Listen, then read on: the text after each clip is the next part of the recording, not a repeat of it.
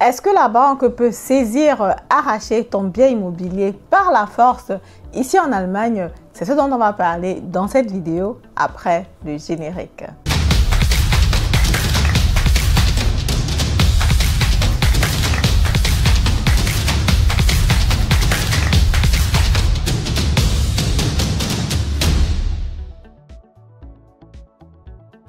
Alors, salut à toi, si tu ne me connais pas encore, mon nom c'est Madeleine Ntedem, je suis investisseur immobilier, entrepreneur dans le domaine de l'immobilier. Si le domaine de l'immobilier t'intéresse, le domaine de l'immobilier te passionne, c'est que tu es ici au bon endroit, je t'invite tout simplement à t'abonner à la chaîne, activer la cloche notification pour ne plus rater le contenu que je partage très souvent sur cette chaîne.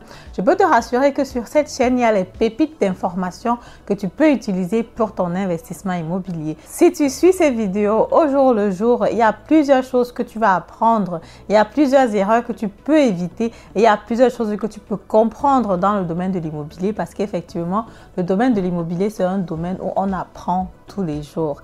Hier, j'étais encore avec un client chez le notaire et le client nous a expliqué des thématiques que moi-même jusqu'à présent, je n'avais pas encore très bien compris et le client de toutes les façons était tellement content parce que ça l'a permis d'avoir encore plusieurs connaissances, plusieurs know-how par rapport à l'investissement immobilier. Donc du coup, tout ce que je te conseille de faire, c'est de t'abonner à la chaîne Investir dans l'immobilier. Si tu as besoin d'une première consultation qui est gratuite, tu peux la prendre. Les informations sont en barre de description. Voilà, sans plus tarder, rentrons dans la thématique du jour qui nous intéresse. Est-ce que la banque peut arracher ton bien immobilier de force ici en Allemagne? Ce que je dois savoir de prime abord, c'est qu'effectivement, lorsque tu investis dans l'immobilier ici en Allemagne, c'est un gros montant. Voilà, c'est clair, ce sont les montants qui vont à partir de 100 000 euros, 200 000 euros, 300 000 euros. En général, ce sont les montants que tu n'as pas forcément sous ton oreiller. Donc, du coup, tu vas devoir passer par une banque pour qu'elle veuille bien t'emprunter de l'argent. Pour avoir le prêt immobilier, c'est pas compliqué. Il y a des conditions qu'il faut remplir. Il faut avoir une bonne santé financière, mais naturellement, c'est possible d'avoir un crédit immobilier en Allemagne. Même en tant qu'étranger, il suffit juste de remplir les conditions. Et lorsque tu négocies comme ça ton crédit immobilier, ton prêt immobilier avec la banque dit « Ok, je suis d'accord, je te prête de l'argent pour ton bien immobilier. Disons par exemple, le bien immobilier coûte 200 000 euros, mais comme garant, je vais devoir être intégré dans le titre foncier au premier rang que s'il y a n'importe quoi, je prends comme ça le bien immobilier, quoi. C'est comme ça la garantie de la banque. Parce que sinon, pourquoi est-ce que la banque devrait te prêter autant d'argent? Donc, lorsque la banque te fait le prêt sur l'immobilier, la banque a une exigence. La banque dit, OK, actuellement, donc, avec ce qu'on appelle en allemand le Grundschuld, parce qu'effectivement, quand tu vas chez le notaire pour signer pour le bien immobilier, tu as deux documents à signer. Le premier document, c'est donc le contrat d'achat entre toi et le vendeur. Et le deuxième document, c'est donc ce qu'on appelle l'hypothèque, c'est le Grundschuld, c'est comme ça la garantie de la banque.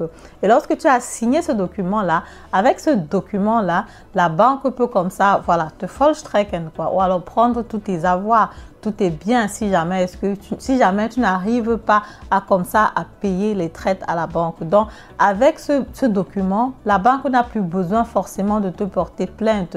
Si selon le contrat de crédit, il y a des clauses que tu ne respectes pas, seulement avec ce document de Grundschuld là, la banque peut comme ça dire OK, je saisis le bien immobilier, je le mets aux enchères parce qu'il faut que je récupère mon argent. Maintenant la question c'est de savoir OK, quand est-ce que ça peut arriver? Comment est-ce qu'on peut faire jusqu'à arriver à ce niveau-là? Parce qu'effectivement, la banque ne va pas se lever un matin comme ça et prendre ton bien immobilier. Ce n'était pas ça le but à la base. Donc, comme ça, quand tu vas investir dans l'immobilier, la banque va donc te demander de lui payer les mensualités. Donc, tous les mois, la banque va passer dans ton compte te chercher un certain montant X. Et ce montant-là est composé donc des taux d'intérêt et un taux de remboursement. Le taux d'intérêt, c'est donc le taux que tu vas payer à la banque parce que la banque a voulu te prêter l'argent. Le taux de remboursement, c'est naturellement le remboursement de la dette parce qu'il faut bien que tu rembourses ta dette immobilière. Et si à un certain moment, tu as des difficultés et tu n'arrives plus à payer ces mensualités-là, naturellement, la banque va être fâchée. La banque ne va pas être contente. C'est pas amusant pour elle. Parce qu'effectivement, lorsqu'elle t'a donné de l'argent, c'était pour une période de, je sais pas moi, 20 ans, 30 ans, 40 ans. C'est vrai qu'au départ, c'est juste les premières 10 ans qui sont fixes. Donc, ce sont les premières 10 ans-là qu'on regarde scrupuleusement. Pendant les premières 10 années là, si tu n'arrives pas à payer l'argent de la banque, naturellement, c'est un problème pour la banque.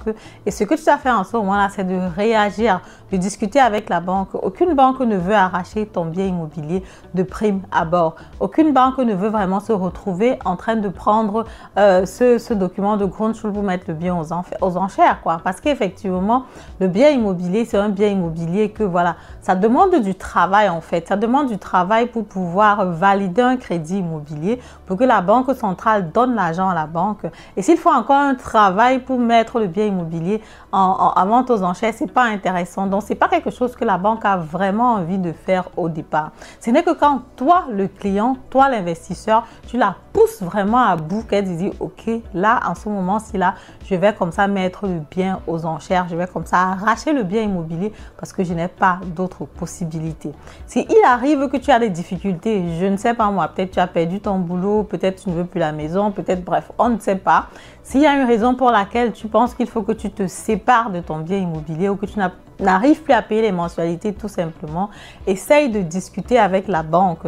Demande à la banque qu'est-ce que je fais, parce qu'effectivement, plusieurs banques vont te proposer les possibilités de ne pas déjà peut-être payer ne serait-ce que le remboursement ou alors de ne plus payer les mensualités pendant un moment, le temps que tu aies peut-être de les frais, le temps que tu puisses résoudre le problème. Bref, le truc, c'est qu'il va falloir payer les mensualités, mais tu peux trouver un entendement avec la banque, quoi. Qu'est-ce qu'on fait le temps que tu puisses résoudre le problème? Ce sont des personnes comme nous, hein, la banque, ce sont des personnes comme nous qui sont derrière les guichets. Il faut tout simplement discuter avec elles, essayer de trouver une solution. C'est lorsque tu ne réagis pas, parce qu'effectivement, généralement, la banque va t'écrire, la banque va essayer de comprendre ce qui ne va pas et tout le reste. Après une période de 6 mois, de 1 mois, s'il n'y a pas vraiment de réaction, naturellement, la banque sera obligée d'arracher le bien immobilier parce qu'il n'y a pas eu de réaction de ton côté.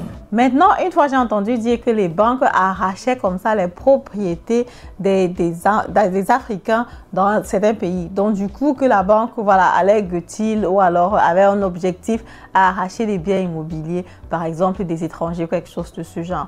Ce que j'ai remarqué alors quand j'ai regardé dans les détails, c'était justement le style de crédit que tu prends par exemple sur un bien immobilier. Disons par exemple que le bien coûte 200 000 €, mais que tu vas à la banque et que tu demandes un crédit de 250 000 € parce que dans ta tête, les 50 000 € qui sont en top là, tu veux utiliser pour aller faire, je sais pas moi, un business au pays. Maintenant, tu as des mensualités sur 250 000 € et tu as un bien de 200 000 € et tu prends 50 000 € pour aller faire un business, je ne sais pas, n'importe où.